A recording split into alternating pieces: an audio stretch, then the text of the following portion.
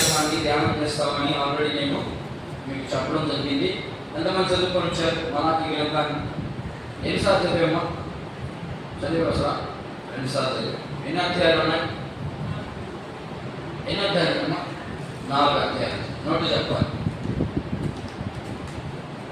4 అధ్యాయాలు ఉన్నాయి.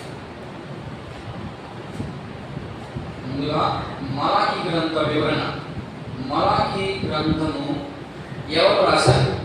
చదువుకొని వచ్చిన జవాబు చెప్తే మీకు ప్రైజ్, లేకపోతే మీరు నాకు ఇయ్యారు.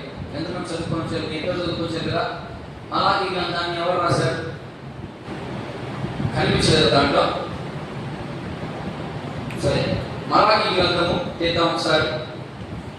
మలాకి ప్రవక్త అయినటువంటి మలాకి గ్రంథం 1వ అధ్యాయం 3 వచనాలు 2 వచనాలు చదువుదాం. ఆ తర్వాత మనం వాక్య భాగంలోకి వెళ్దాం. ఈరోజు ఇంట్రడక్షన్ మాత్రమే ఇచ్చేదానికి ప్రయత్నం చేస్తాం. ఇంట్రడక్షన్ చాలా ప్రాముఖ్యం. ఏ పుస్తకానికైనా కూడా ఇంట్రడక్షన్ చాలా ప్రాముఖ్యం. ఇది చాలా జాగ్రత్తగా మీరు వినేదానికి ప్రయత్నం చేయండి. చదువుదామైనా. ఇశ్రాయేలీయుల గురించి మలాకి ద్వారా పలకబడిన యెహోవా మాట.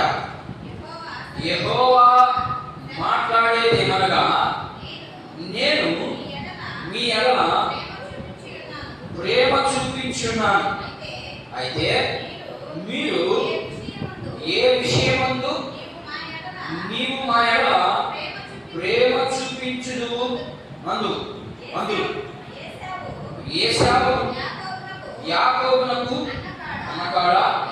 అయితే నేను యాకోబును ప్రేమించితిని, ఇదే యెహోవా. ఈరోజు ఇంట్రడక్షన్ కాబట్టి కొన్ని వచనాలు మాత్రమే మనం చదవాలి కాబట్టి చదువుకోవడానికి ప్రయత్నం చేద్దాం. మలాకి అంటే అర్థం ఏంటంటే, మలాకి అనే పేరుకి అర్థం ఏంటంటే, ముందుగా ఇంట్రడక్షన్లో ఇవన్నీ చెప్పుకుంటూ పోయి ఎందుకు రాయాల్సి వచ్చింది ఈ పుస్తకం, దాంట్లో నుంచి మనకి ఏమి నేర్పించాలని బైబిల్ గ్రంథంలో పెట్టాడు అనే విషయాలు మనం నేర్చుకునేదానికి ఒక 10 విషయాలు కానీ లేదా ఒక 12 విషయాలు కానీ చెప్పేదానికి నేను ప్రయత్నం చేస్తాను. అందులో కొంత వివరణ కూడా ఉంటుంది. ఆ వివరణ కూడా మనం అర్థం చేసుకోవడానికి ప్రయత్నం చేద్దాం. మలాకి అనే పేరుకి అర్థము నా దూత. అర్థమైందా? మలాకిని దేవుడు చివరి ప్రవక్తగా వాడుకున్నాడు. మలాకిని చివరి ప్రవక్తగా వాడుకున్నాడు. వీళ్ళు చెరలో నుంచి బయటకు వచ్చిన తర్వాత చెరకు వెళ్ళారు కదా ఇశ్రాయేలు చెరకు వెళ్ళిన తర్వాత చెర నుండి 3 పర్యాయములు బయటికి రావడం జరిగింది. చెరలో నుంచి 3 పర్యాయములు బయటికి రావడం జరిగింది. అందులో మొదటి పర్యాయంలో జెరుబ్బాబెలు నాయకత్వంలో కొంతమంది బయటకు వచ్చి దేవాలయము కట్టేదానికి ఒక పిలుపునిస్తున్నప్పుడు ఆ పిలుపు నిమిత్తమై కొంతమంది బయలుదేరి ఒక 50,000 మంది బయలుదేరి వచ్చి మందిరాన్ని కట్టేదానికి సిద్ధపడ్డారు. ఇది మొదటి విషయం. రెండవ గుంపు ఎజ్రా ద్వారా బయటకు వచ్చారు. ఇక్కడ జాగ్రత్తగా గమనించండి. జెరుబ్బాబెలు పిలిచాడు అంటే పాడైపోయినటువంటి దేవాలయాన్ని కట్టేదానికి పిలిపించాడు. ఇది శారీరకంగా ఉన్నటువంటి మందిరాన్ని కట్టేదానికి పిలిపించాడు. ఇది అంతే కదా. ఇప్పుడు శారీరకంగా ఉన్నటువంటి మందిరం పాడైపోయింది. ఈ మందిరాన్ని కట్టించేదానికి ఒక వ్యక్తి పూనుకున్నాడు అంటే అది ఆధ్యాత్మికంగా ఎదిగించేదానిక శారీరకంగా ఎదిగించేదానిక అని మనం ప్రశ్నిస్తుంటే, శారీరకంగా మనం దేవుణ్ణి ఆరాధించాలి కాబట్టి దేవునికి ఒక ప్లేస్ కావాలి కాబట్టి ఆ ప్లేస్ని కట్టేదానికి జెరుబ్బాబెలు నాయకత్వంలో కొంతమంది బయటకు వచ్చి 50,000 మంది బయటకు వచ్చి ఆ 50,000 మంది దేవుని మందిరాన్ని కట్టడానికి సిద్ధపడ్డారు. ఇది మొదటిది. ఈ జెరుబ్బాబెలు దేని కట్టడానికి వచ్చాడంటే అంటే మందిరాన్ని కట్టడానికి వచ్చాడు. అర్థమైందా? మందిరాన్ని కట్టడానికి వచ్చాడు. రెండవ ఈ మందిరం కట్టేదానికి ఇంచుమించుగా 50,000 మంది ఇశ్రాయేలు బయటకు వచ్చారు చెర నుండి. ఇది మొదటి గుంపు. అర్థమైందా? ఎవరు ఏ చెరలో ఉన్నారు వీళ్ళు అప్పుడు అంటే బబులోనియన్ చెరలో ఉన్నారు, రెండోది పార్సీకుల యొక్క చెరలో ఉన్నారు. అయితే ఆ చెర నుండి విడిపించుకొచ్చారు. 50,000 మంది వచ్చారు. మొదట మందిరం, టెంపుల్ లేకపోతే మందిరాన్ని కట్టేదానికి వచ్చారు. ఇదంతా శరీర సంబంధమైనటువంటి పని. బాగా గుర్తుపెట్టుకోండి. మొదటి వ్యక్తి శరీర సంబంధానికి కట్టేదానికి వచ్చాడు, మొదటి వ్యక్తి. రెండో వ్యక్తి ఎవరైనా ఎజ్రా. అర్థమైనా? ఎజ్రా గ్రంథాన్ని మనం ఆల్రెడీ ధ్యానం చేసాం, మీకు తెలుసు అన్ని విషయాలు. ఈ ఎజ్రా 2,000 మందిని తీసుకొచ్చాడు. అర్థమైనా? ఈ 2,000 మంది ఎందుకు వచ్చారంటే వాళ్ళని దిశామైనటువంటి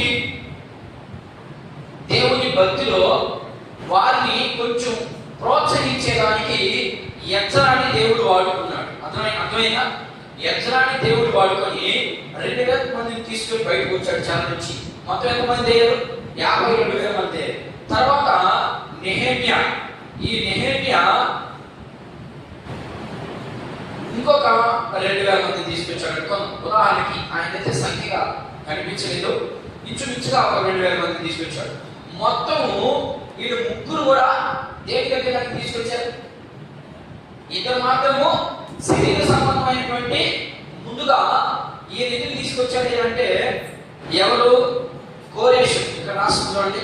కోరేషు ఎందుకు తీసుకొచ్చాడంటే పాడైపోయినటువంటి మందిరం, సొలొమోను కట్టినటువంటి మందిరాన్ని బబులోనీయులు వచ్చి పగలగొట్టేసి అక్కడిని చెరకి తీసుకెళ్ళిపోయారు. చెరకి తీసుకెళ్ళిపోయిన తర్వాత కొన్ని సంవత్సరాల తర్వాత దేవుడు కోరేషు లేకపోతే పార్సీకపు రాజు అయినటువంటి కోరేషును ప్రేరేపించి కోరేషు ద్వారా ఈ మందిరానికి చుట్టూ ఉన్నటువంటి ప్రాకారాలు కట్టేదానికి కోరేషు నేర్చుకున్నాడు. రెండోది ఎజ్రాని ఆత్మీయంగా చచ్చిపోయినటువంటి ప్రజలు. ఆత్మీయంగా ఎందుకు చచ్చిపోయినాడో మనం ఇక్కడ చూద్దాం. ఎందుకు చచ్చిపోయారు అనేది చూపిస్తాను నేను ఇక్కడ. ఆత్మీయంగా చచ్చిపోయినటువంటి వారికి దేవుని వాక్యం ఏంటో అనేది నేర్పించడానికి ఈయన వచ్చాడు బయటికి. ఎజ్రా వచ్చాడు.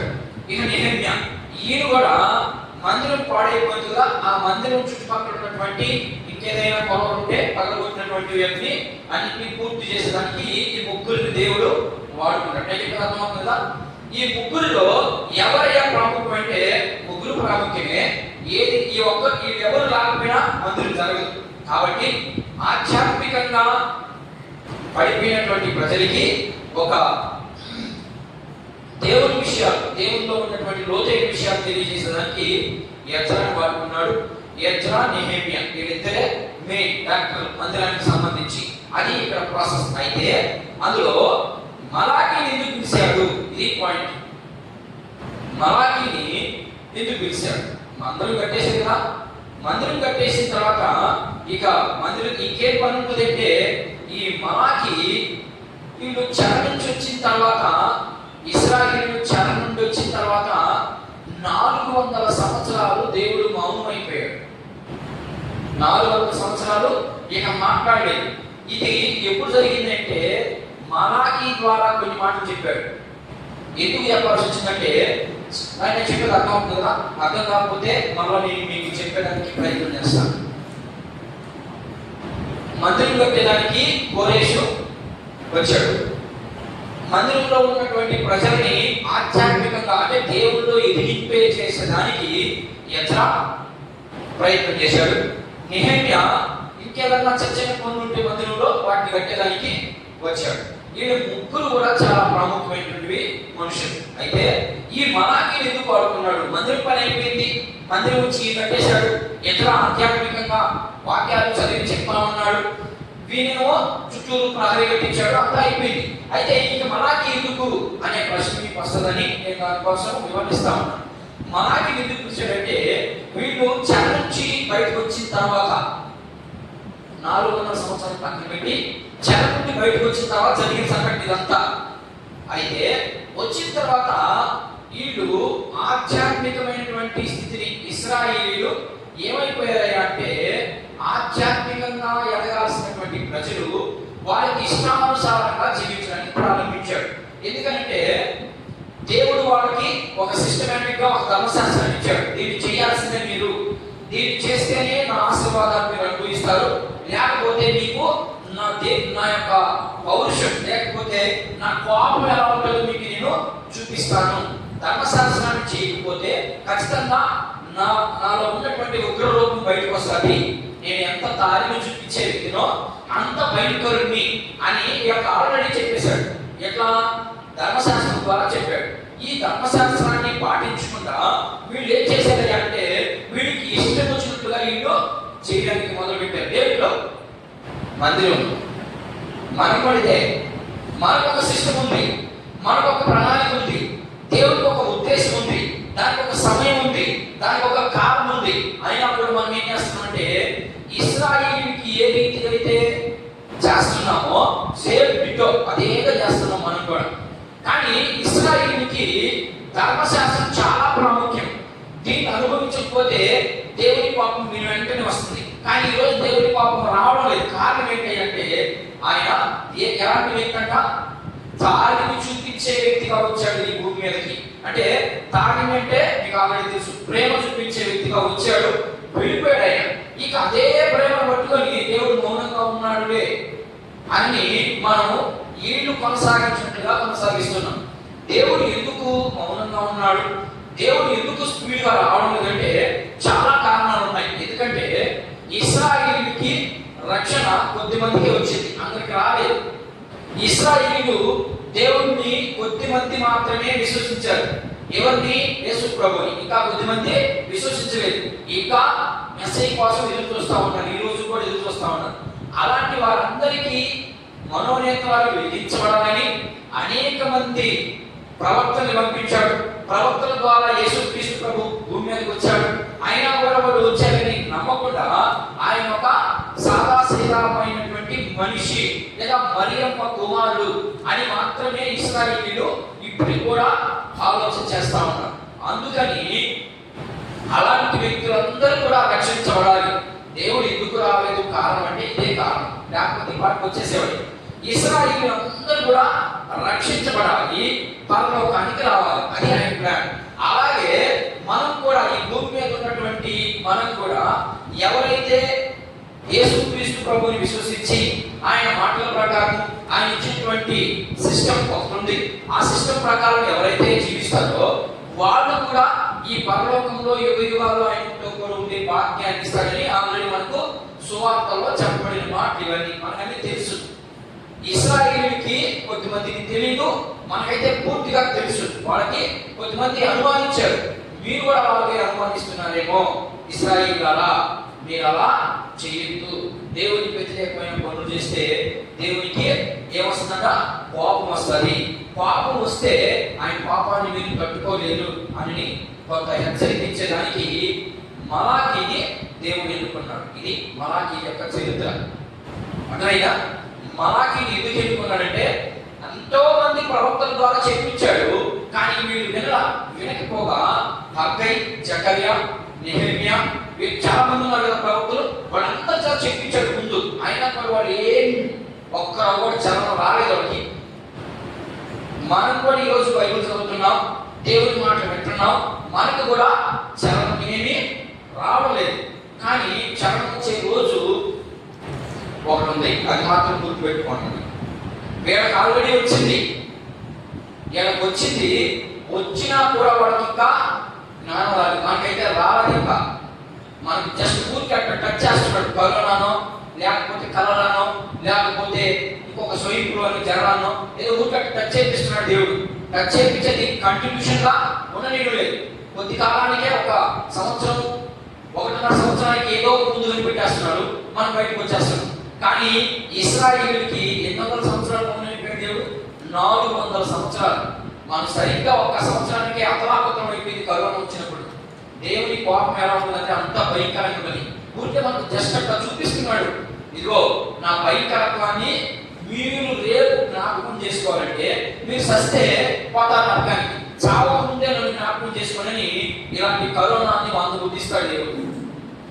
ఏది కూడా దేవుని ఆజ్ఞ లేకుండా ఈ భూమి మీదకి కానీ ఏ మనుషుని మీదకి కూడా రాదు, అది మాత్రం గుర్తుపెట్టుకోవాలి. సరే, అందుకని మలాకీని వాడుకున్నాడు.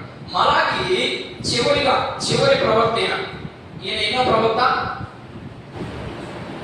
నేను ఎన్నో ప్రవక్తమా చదివించుకోండి చెప్పండి. దాంట్లోనే ఉంటుంది. మీరు చదివినట్టు పుస్తకంలో మీరు చదివచ్చుంటే ఖచ్చితంగా ఉంటుంది. మలాకి చివరి ప్రవక్త. తర్వాత దేవుడికి మాట్లాడడం మానేశాడు. ఎవరితో మాట్లాడినాడు అప్పుడు దాకా? మలాకి ద్వారా మాట్లాడాడు, నెహెమ్యా ద్వారా మాట్లాడాడు, ఎజ్రా, ఇంకా చాలా మంది ఉన్నారు కదా. మోషేకి అక్కడ ప్రారంభమైంది మాట్లాడడం దేవుడు. అర్థమైందా? మోషే కంటే ముందు కూడా అబ్రహాంతో మాట్లాడాడు, అంతకు ముందు ఉన్నవాళ్ళతో మాట్లాడాడు.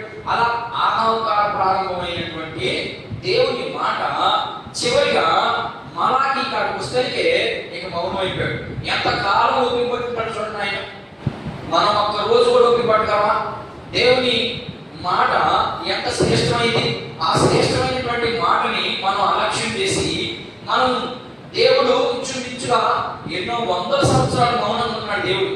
ఎందుకంటే ఆయన కోపాన్ని చూపించలేక, చూపిస్తే ఎక్కడ నాశనం అయిపోతారని అనే ఉద్దేశంతో దేవుడు మౌనంగా ఉండి లాస్ట్గా చివరిగా ఈ మలాకిని పంపించి, ఇదిగో మీరు చేసే ఆరాధన కానీ మీరు చేసే పనులు కానీ దేవునికి కోపం పుట్టించేవిగా ఉన్నాయి. ఏంటి వీళ్ళు చేసినటువంటి, ఇశ్రాయేలీయులు చేసినటువంటి పనులు ఏంటి? అర్థమైనా? ఇశ్రాయేలీయులు ఏం చేశారు? కొన్ని విషయాలు మనం నేను చూపించేందుకు ప్రయత్నిస్తాను. మలాకి అంటే అర్థం ఏంటి తెలుసు కదా? ఆయన ఏం పేరు? నా దూత. మలాకి అంటే అర్థం ఏంటంటే నా దూత. నా దూత అనే పేరు ఏంటి అనుకుందా? ఎవరి గురించి మాట్లాడుతున్నాడు ఈయన? లాస్ట్ లో చివరి ప్రవక్త కదా. చివరి ప్రవక్త మలాకి అంటే అర్థం ఏంటంటే నా దూత. ఎవరి దూత? ఆయన కంటే ముందు వచ్చినటువంటి వ్యక్తి ఎవరైనా ఉన్నారా? నా దూత అంటే మీకు బాగా అర్థమవుతుందా? కొంచెం కష్టం. ప్రవక్త గ్రంథాలు కూడా కొంచెం కష్టం అర్థం చేసుకునే ప్రయత్నం చేయండి. మలాకి అనే పేరుకి నా దూత అన్నాడు. ఎవరు ఆయన దూత? మలాకేనా? కాదు. మీరు అర్థం చేసుకోవడానికి ప్రయత్నం చేయండి. మలాకి ఎవరి గురించి చెప్పాడు ముందు? ఇది మలాకి ఎవరి గురించి చెప్తా ఉన్నాడు మనకందరికి, లేదా ఇశ్రాయేలుకి ఎవరి గురించి ప్రకటిస్తున్నాడో ఆయనే దూత. నేను చెప్పేది అర్థమవుతుందా? అక్కడ సుఖంగా అర్థమవుతుందా? మలాకిని ఎందుకు వాడుకున్నాడు దేవుడు అంటే, ఇదిగో నేను చూపించబోయేది, నేను చేయబోయే కార్యాలకి ముందుగా ఒక వ్యక్తి వస్తాడు. ఎవరికంటే ముందుగా వ్యక్తి వస్తాడంటే దేవుడి కంటే ముందుగా ఒక వ్యక్తి వస్తాడు. ఎవరు వచ్చారు దేవుడి కంటే ముందు? పాత నిబంధన అయిపోయిన వెంటనే క్రొత్త నిబంధన స్టార్టింగ్ లో ఎవరు వచ్చారు? మీకు తెలుసు అందరూ. మలాకి ఎవరి గురించి ప్రకటించాడు? నా దూత అనే పేరు ఎవరికి ఉంది? బాప్టిస్మిచ్చు యోహాను పేరు కదా. బాప్టిస్మిచ్చు యోహాను గురించే కదా ఈయన మాట్లాడింది.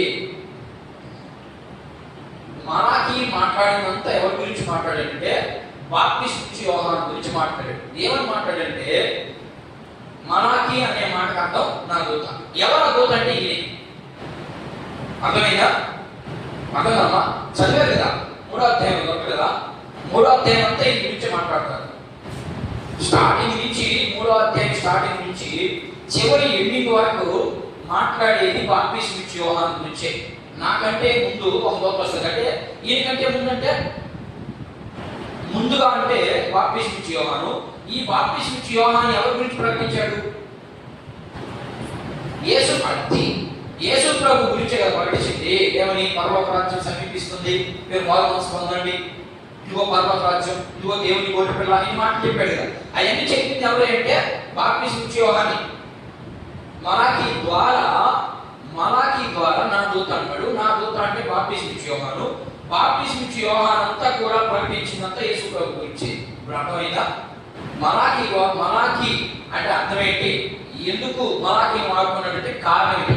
దిగజారిపోయినటువంటి ఇశ్రాయేలుని ప్రోత్సహించడానికి లేదా పెంచగించడానికి మలాకిని వాడుకున్నాడు.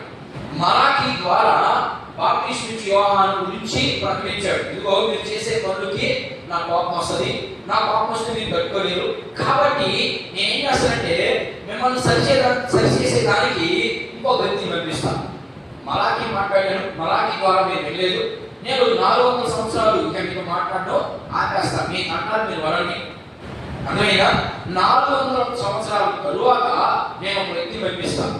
ఆ వ్యక్తి ద్వారా కూడా మీరు మాట్లాడకపోతే లేకపోతే ఇక పోతారు ఇక ఆయన గురించి చెప్పబడి దాని గురించి ప్రకటిస్తూ ఆయన మాట్లాడతాను. అయితే ఇశ్రాయేలు చేసినటువంటి తప్పిదాలు ఏంటి? వాళ్ళు ఆల్రెడీ చెర నుంచి బయటకు వచ్చారు. బయటకు వచ్చి వాళ్ళు జీవనోపాధి జరిగించుకుంటూ దేవుని విషయాల్లో వాళ్ళు చేసినటువంటి పొరపాటు ఏంటి? కొన్ని విషయాలు నేను చూసేదానికి చెప్పేదానికి ప్రయత్నం చేస్తాను. మొదటిగా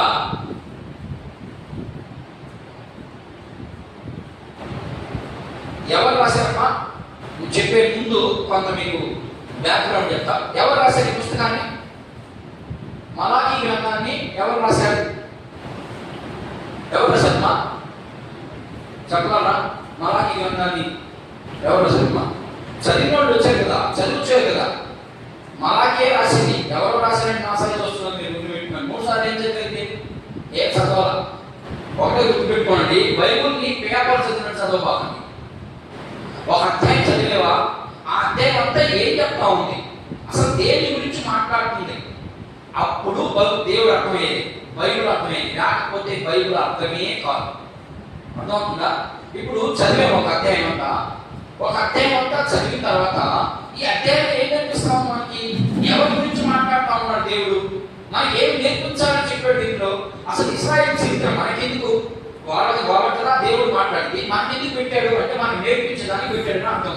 అందుకని ఏదో ఒక పుస్తకం ఒక పేపర్ చదివినట్టుగా చదివేసుకుంటా వెళ్తే బైబిల్ ఏం అర్థం కాదు. దాన్ని చదివిన దాన్ని మనం అర్థం చేసుకున్నానికి ప్రభువుని నాన్నవాడు గారు, ప్రభువా చదవబడిన దాంట్లో నుంచి నాకు ఏం నేర్పించాలని పుస్తకాలు పెట్టావు అని మనం దాన్ని కష్టపడి మళ్ళా చదివితే దాంట్లో ఉన్నటువంటి అంతరంగాన్ని అంతటినీ మనకి తెలియపరిచేసడానికి దేవుడు మనకి వివరిస్తారు. ఇప్పుడు మలాకీ గ్రంథం అంతా ఎవరి గురించి మాట్లాడుతుంది?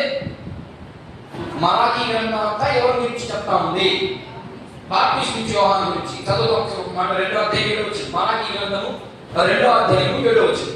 చదువుదాం. కొన్ని మాటలు మీకు చూపిస్తాను. నేను చెప్పుకుంటూ వెళ్ళిపోతే కొన్ని మాటలు చూపించాలి. మలాకీ గ్రంథము 2వ అధ్యాయం 7వ వచ్చింది.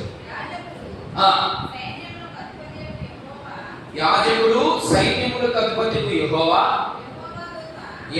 దూత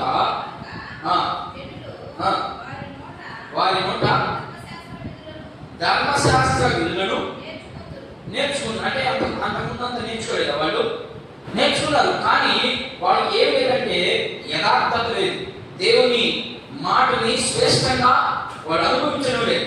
ఇంకా వారు జ్ఞానం బట్టి అయితే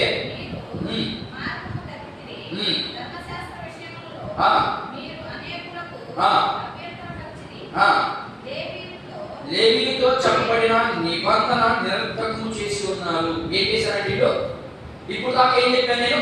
ఇశ్రాయేలు ప్రజలు ఏం చేశారంటే దేవుడు ఇచ్చినటువంటి ధర్మశాస్త్రంలో ఉన్నటువంటి మాటలన్నింటినీ కూడా పక్కన పెట్టేశారు. ఏదైతే చేయాలో ఏదైతే చేయకూడదో అనే విషయాలన్నీ ఇశ్రాయేలుకి తెలుసు. అయినా కూడా తెలిసినటువంటి విషయాలన్నింటినీ పక్కన పెట్టి వీళ్ళు అనేకుడికి, అంటే కొత్తగా దేవుని దగ్గరకు వచ్చేవాళ్ళు కూడా వీళ్ళు ఏమైపోయారు? అడ్డంగా అయిపోయారు. వీళ్ళు చేసేదాన్ని అంతే కదా. మనం కూడా ముదురు క్రైస్తవులు ఏమనుకోవాలి, క్రైస్తవులు మాట ఎందుకు మాట్లాడుతున్నానంటే ముదురు క్రైస్తవులు ఉంటారు కదా, వాళ్ళకి దేవుని వాక్యం సరిగా తెలియదు, సరిగా అర్థం కాదు. కానీ వాళ్ళు మాత్రం మాకంతా తెలుసు అంటారు. ఏం తెలియదు. తెలిస్తే ఖచ్చితంగా వాళ్ళు ఎలా ఉంటారంటే ఆధ్యాత్మికంగా ప్రతి ఒక్క వ్యక్తిని కూడా అంత ప్రేమతో పలకరించాలి. అర్థమైనా? వాళ్ళకి ఏం తెలియదు. అలాంటి వాళ్ళు అన్నమాట ఇశ్రాయేలీయులంతా. అలాంటి వాళ్ళు అలా ఉన్నప్పుడు దేవుడు వీళ్ళతో మాట్లాడించడానికి, వీళ్ళని మార్పు చేసేదానికి కొంతమందిని లేపాడు. ఇది మొదటి విషయం. బాప్తిస్మా యోహాను రావడం రెండవ కాలం 3వ అధ్యాయం 1వ వచ్చింది. 3వ అధ్యాయం 1వ వచ్చింది. ఇదిగో నాకు ముందుగా మార్గము సిద్ధపరచుటకై నేను నా దూతను పంపుచున్నాను. మీరు వెతుకుచున్న ప్రభువు అనగా మీరు కోరిన నిబంధన దూత తన ఆలయమునకు హఠాత్తుగా వచ్చును. ఇదిగో ఆయన వచ్చుచున్నాడని సైన్యములకు అధిపతి యెహోవా సెలవిచ్చుచున్నాడు. ఇది 2వ రాకడ గురించి మాట్లాడుతున్నాడు. ఆల్రెడీ ఒక రాకడ వచ్చేసింది, 2వ రాకడ గురించి మాట్లాడుతూ ఉన్నాడు దేవుడు. అర్థమైందా? హఠాత్తుగా వస్తాడు. మనకు కూడా రేపు హఠాత్తుగా రావద్దు 2వ రాకడ. సింపుల్గా వచ్చేస్తాడంటే ఒక్క క్షణంలో వస్తాడు, వెళ్ళిపోతాడు. దాని గురించి మాట్లాడుతున్నాం. ఇది ఎందుకు మలాకి ద్వారా ప్రజలతో మాట్లాడుతున్నాడంటే, మీరు ఇంకా మార్పు చెందలేదు, మీరు మార్పు చెందండి, మార్పు చెందకపోతే దేవుని కోపం మీరు చూడాల్సి వస్తుంది అని మలాకిని వాడుకున్నాడు. ఆ కోపం నుంచి బయటికి రావాలంటే మీరేం చేయాలి? దేవుని కోపము తగ్గిపోవాలంటే మీరేం చేయాలంటే దేవుని విధులను సరిగ్గా ఆచరించాలి. దేవుడు ఇచ్చినటువంటి ధర్మశాస్త్రాన్ని మీరు ఆచరించడం లేదు. ఏమేం చేశారంటే ఒక 3 విషయాలు చెప్పేదానికి నేను ప్రయత్నం చేస్తాను. ప్రయత్నం చేసే ముందు ఈ పుస్తకం అంతా ఎవరికి రాయబడిందంటే ఈ భూమండలం మీద ఉన్నటువంటి ప్రతి మనిషి కోసము రాయబడింది. అర్థమైనా? ఇది మొదటి మాట. రెండవ మాట, ఇది ఎప్పుడు రాయబడి ఉంటుంది? ఇంచుమించుగా ఇది ఎప్పుడు రాయబడి ఉంటుంది అంటే క్రీస్తు పూర్వము 425 నుంచి 30 లోపు. మనం డేట్ మనకి అవసరం లేదు, కానీ ఒక అంచనా ఏ రాజు పరిపాలిస్తున్నాడు, ఆ రాజు అంటే డేట్ ఎట్లా ఫిక్స్ చేశారంటే మనకంటే ముందున్నటువంటి మన పితరులు ఏ రాజు పరిపాలన కాలంలో ఈ మలాకి ఉన్నాడు, ఈ మలాకి ఎప్పుడు మాట్లాడాడు, ఏ రాజు ఏ సంవత్సరంలో పరిపాలన చేశాడు, అంత చరిత్ర ఉంటుంది కదా. ఆ చరిత్రను బట్టి ఇది ఇంచుమించుగా 425 నుంచి 30 లోపు వ్రాయబడి ఉండొచ్చు ఈ పుస్తకాన్ని. ఇది రెండోది. మూడోది, వ్రాయడానికి కారణం ఏంటంటే ఇశ్రాయేలీలో 2 గుంపులు ఉన్నారు కదా. ఇశ్రాయేలీలో 2 గుంపులు ఉన్నారు. ఎవరమ్మా? ఇశ్రాయేలీలో 2 గుంపులు ఉన్నారు. ఎవరెవరు?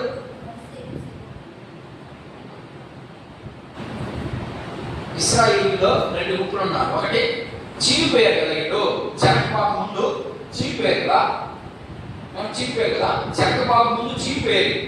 ఇప్పుడు సొలొమోను పరిపాలన అయిపోయిన వెంటనే 2 భాగాలు అయిపోయింది రాజ్యం.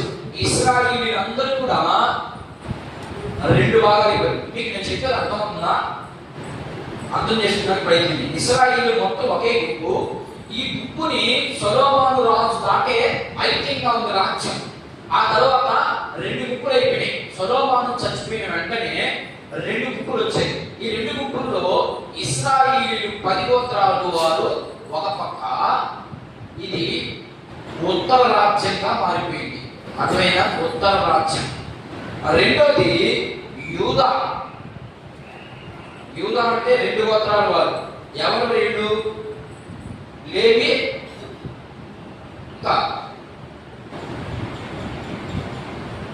12 గోత్రాలు కదా. 12 గోత్రాల్లో 2 గోత్రాలు యూదా, లేవి.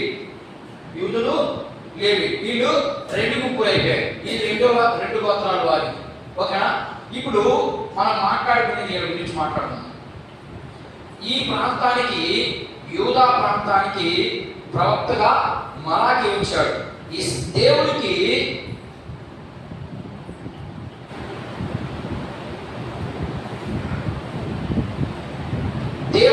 వీరు అవసరం లేదు.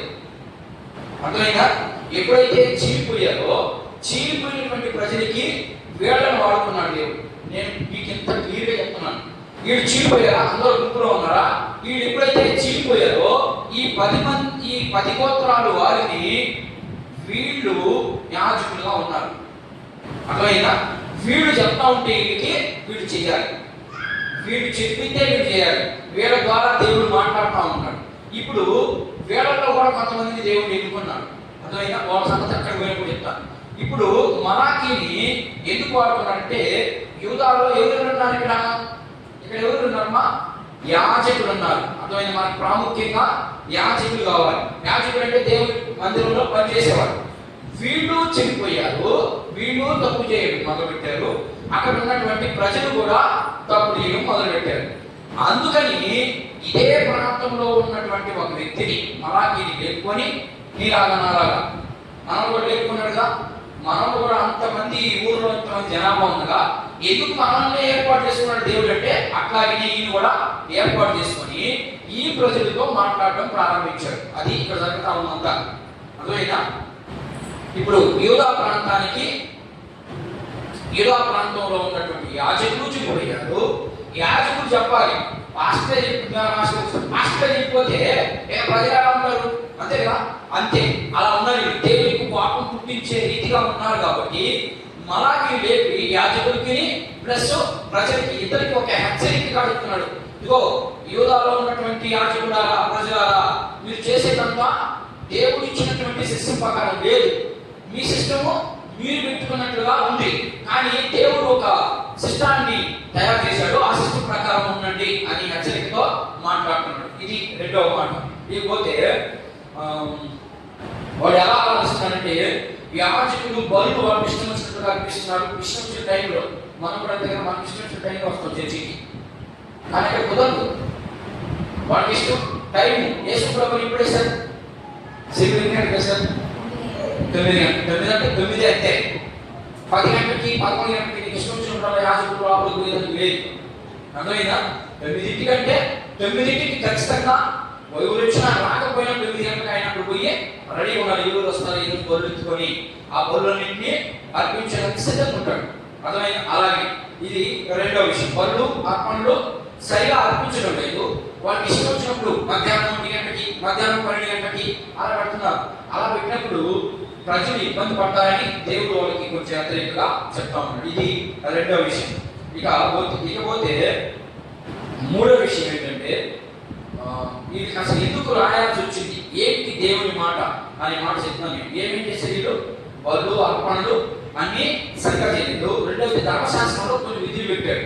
ఏంటి ఆ విధులు అంటే, ఒకటి యథార్థంగా లేదు. యథార్థం అంటే యథార్థంగా లేదు. ఏంటి, ఎందుకు యథార్థంగా లేదంటే, ఏ విషయాల్లో యథార్థంగా లేదంటే, దేవుడు ఇచ్చినటువంటి ధర్మశాస్త్రానికి వీళ్ళు సరిగా లేదు. ఏమి ఇచ్చాడు దేవుడు? ధర్మశాస్త్రంలో కొన్ని ఇచ్చాడు. ఏమేమి ఇచ్చాడంటే, మొదటిగా దశమ భాగం ఇవ్వాలి. ఏంటంట? దశమ భాగం ఇవ్వాలి. రెండోది, వివాహాలు ఎవరిని పడితే వాళ్ళని చేసుకోకూడదు. అర్థమైనా? 3, గర్వం ఉండకూడదు.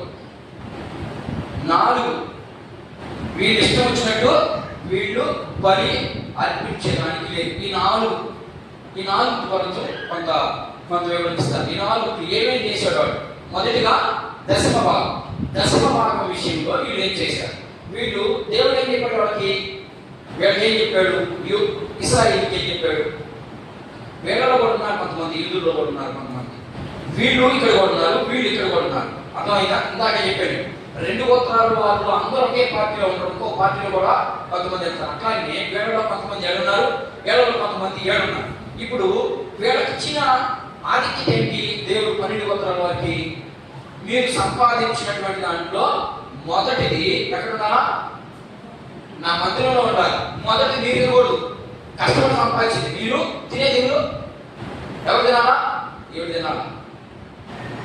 అర్థమైందా? యూదులకి మీరు తెచ్చేయాలి. ఎందుకంటే వాళ్ళకి నేను భూభాగాన్ని ఇవ్వలేదు, వాళ్ళకి ఓన్లీ దేవుని పనికి మాత్రమే వాళ్ళని ఏర్పాటు చేశాను. కాబట్టి మీరు సంపాదించింది వీళ్ళకి ఇవ్వాలి. అది వీళ్ళు ఏం చేశారంటే, చూద్దాం వీళ్ళు ఏం చేశారో. నేను మాట తెలియకన్నా కొంత చదివితే మనకు బాగుంటుంది. 3వ అధ్యాయం చూద్దాం. 3వ అధ్యాయం 7వ వచనం చదువు సార్. 7 నుంచి 10 వచనం చదువుదాం. మీ పితరుల నుండి మీరు నా కట్టడలను గైకొన్న వాటిని ఏం చేశారంటే, వీళ్ళు మీ పితరులకి అంటే ధర్మశాస్త్రం నేను ఇచ్చినప్పుడు ఉన్నటువంటి ప్రజలకి నేను ఒక కట్టలు ఇచ్చాను. ఆ కట్టని మీరు ఏం చేశారు? ఇప్పుడు పెద్దోళ్ళు ఏమో చేసుకుంటూ వచ్చారు. వాళ్ళ పిల్లలు ఏం చేశారు? ఇప్పుడు దాన్ని పక్కన పెట్టేశారు, దాన్ని తోసివేశారు. తోసివేసి అయితే మీరు నా తట్టు తిరిగినలా నేను మీ తట్టు తిరిగినని సైన్యములకు అధిపత్యము యెహోవా సెలవీయగా మేము అడిగారు. ఏమడిగారంటే, దేవుడు మలాకి ద్వారా చెప్పాడు, ఇదిగో మనకంటే ముందున్నటువంటి పితరులు దేవుని విషయంలో జాగ్రత్తగా ఉన్నారట, మీరైతే తప్పిపోయి ఉన్నారట అన్నప్పుడు అక్కడ ఉన్నటువంటి ప్రజలు మాట్లాడిన వల్ల ఏమని మాట్లాడారు? నేను ఏ విషయం తప్పేం? బలపడుస్తున్నాడు. దశభాగం ఇస్తా ఉన్నాడు, అన్ని విషయాలు ఇస్తున్నాడు. కానీ ఇయ్యాల్సినటువంటి క్రమంలో ఇవ్వట్లేదు, చేయాల్సినటువంటి పనులు చేయట్లేదు. అందుకని మలాకి ద్వారా ఇంకా చెప్తా చదువు. అయితే మేము ఏ విషయంలో తిరుగుమని మీరు అడుగుతురు, నువ్వు అడుగుదు. మానవుడు దేవుని యొక్క అభిగిరిన అయితే మీరు నా యొక్క ఇప్పుడు ఏం జరిగింది ఇక్కడ? మానవుడు మనిషి దేవుని విషయంలో దొంగిలిస్తా ఉన్నాడు. ఏ విషయంలో? వాడు ఏ విషయంలో మాట్లాడుతున్నాడు? ఇక్కడ దశమ భాగం గురించి మాట్లాడుతున్నాడు. మనము దశమ భాగంతో పాటు మనం ఏం చేయాలా? నేను చెప్పేది అర్థమవుతుందా? ఇశ్రాయేలు అయితే దశమ భాగం ఇవ్వాలి, అంతేనా? దశమ భాగం ఇచ్చినప్పుడు బరువులు అర్పణ జరిగిపోతాయి. రెండు విషయాలు చేయాలి వాడు. ఇప్పుడు మనం ఏం చేయాలి? మనం కూడా రెండు విషయాలు ఏం చేయాలి? దశమ భాగం ఇవ్వాలి, అర్థమైందా? రెండోది ప్రార్థన కూడా చేయాలి. మనం చేయట్లేదు. ఇది ఇచ్చినా ఇది చేయట్లేదు. నువ్వు ఇది ఇచ్చిన సుఖం ఉంటుందో నాకు తెలియదు, కానీ ఖచ్చితంగా ఇది లేకపోతే నీకు సుఖం ఉండదు, నీ కుటుంబం సంతోషం ఉండదు, నీ కుటుంబము అపార్థమైపోద్ది, అనేకుల చేతుల్లోకి వెళ్ళిపోద్ది. ఇది ఖచ్చితంగా ఉండాలి. ఇశ్రాయేలుకి రెండు ఇచ్చాడు. ఏమి చేయాలా? దశభాగంతో పాటు వాళ్ళు బలులు ఇచ్చి యాజకుడికి ఇవ్వాలి. యాజకుడి ద్వారా వాళ్ళు విడిపించబడాలి. ఇక్కడ కూడా మనం దాంట్లో నుంచి ఏం నేర్చుకోవాలంటే, దశభాగం ఇచ్చినంత మాత్రం సరిపోద్దా? నో, సరిపోదు. దీంతో పాటు ఇది పడుతుంది. ఇది చాలా మందికి లేదు. ఈరోజు ప్రార్థన అనేది చాలా మందికి మిగిలిపోయింది. ఎంతసేపటికి ఏమైపోయిందంటే సంపాదన దేనిలో ఎక్కువైపోయింది టైం. ఖచ్చితంగా మనం ఆరోగ్యంగా ఉండాలి, దేవుని విషయంలో బాగుండాలి, దేవుడితో కూడా రేపు ఉండాలి అంటే ఇది ఖచ్చితంగా అవసరం. దీంతో పాటు యేసు ప్రభు ఇంకోటి మొదలుపెట్టాడు. ఏంటది? ధ్యానం. అర్థమైందా? ధ్యానం చేయాలి. దేని ధ్యానం చేయాలి? వాక్యాన్ని ధ్యానం చేయాలి. ఈ మూడు చేయాలి. వాళ్ళకైతే రెండే. వాళ్ళ అదృష్టం. వాళ్ళు మంచోళ్ళా? మనం మంచోళ్ళ? మనమే మంచోళ్ళు. మనం మూడు చేయాలి, మనం మంచోళ్ళు. ఎందుకంటే వాళ్ళు ఈ మూడు చేయకనే కదా వాళ్ళు చనిపోయింది. వాళ్ళకి ఇంకా రక్షణ రాలేదు. మనం వచ్చేసింది. ఈ మూడు చేస్తున్నాం కాబట్టి మనకు రక్షణ వచ్చేసింది.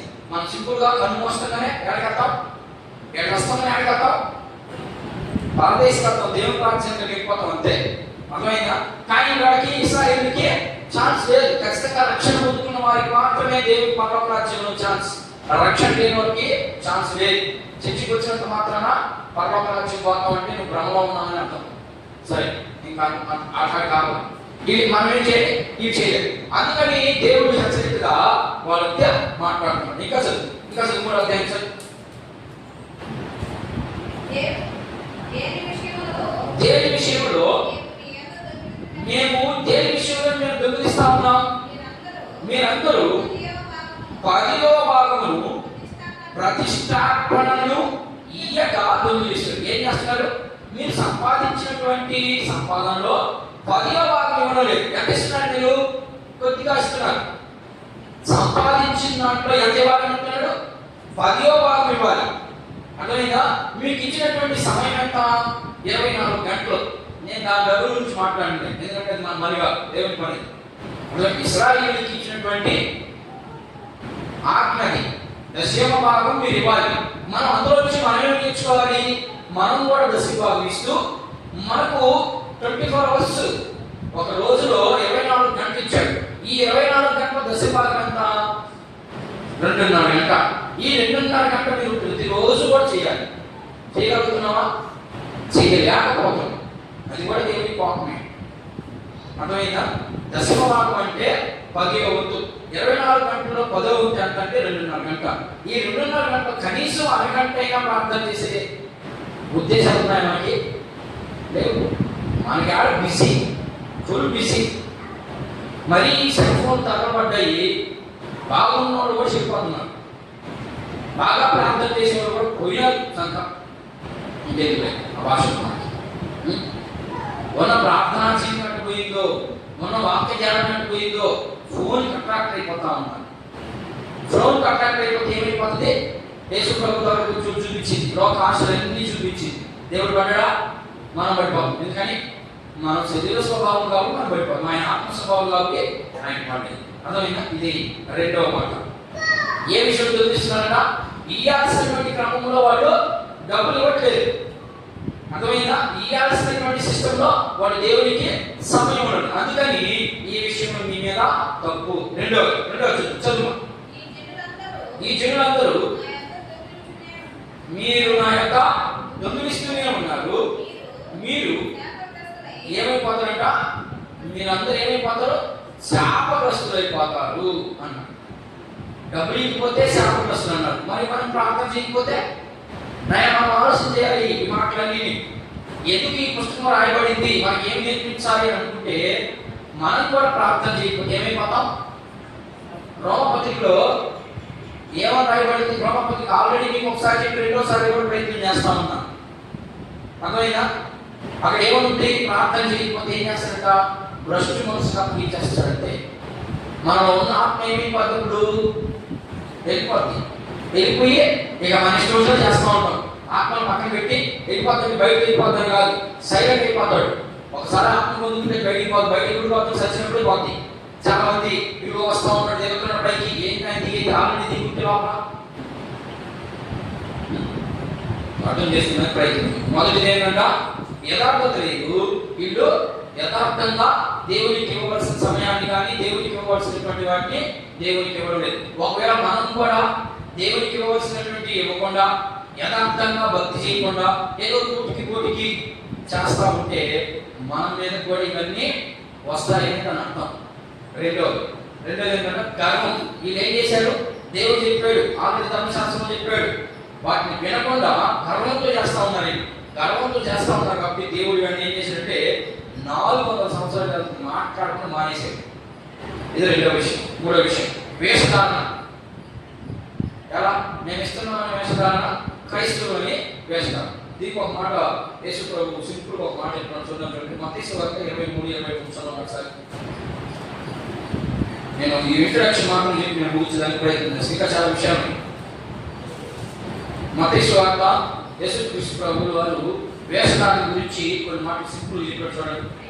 అయ్యో వేషధారులైన శాస్త్రులారా, పరిసయ్యులారా, మీరు పుదీనాలను సోంపు, మనం అన్నం తిన్న తగ్గట్టు మన హోటల్లో సోంపు, ఆ సోంపులోను జీలకర్రలను 10వ వంతు చెల్లించి ధర్మశాస్త్రంలో ప్రధానమైనటువంటి విషయంలో కనుక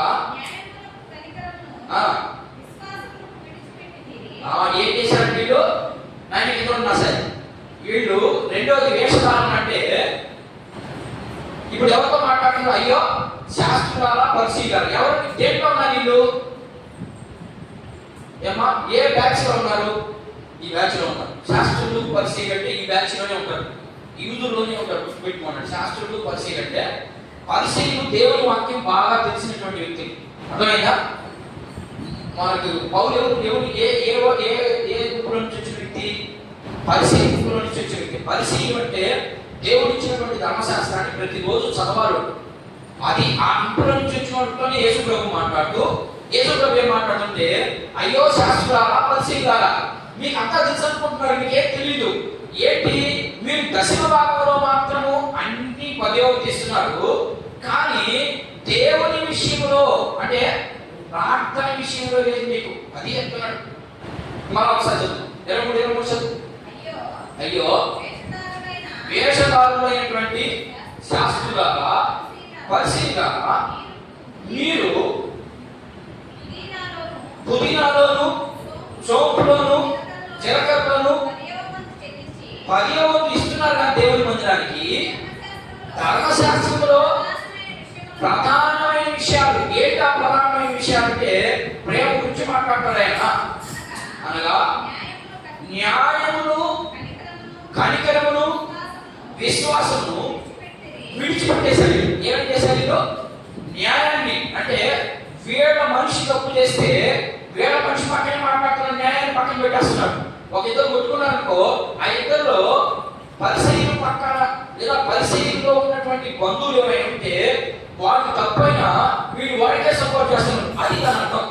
రెండో విషయం చేస్తున్నారు న్యాయము. తర్వాత కనికరం లేదు.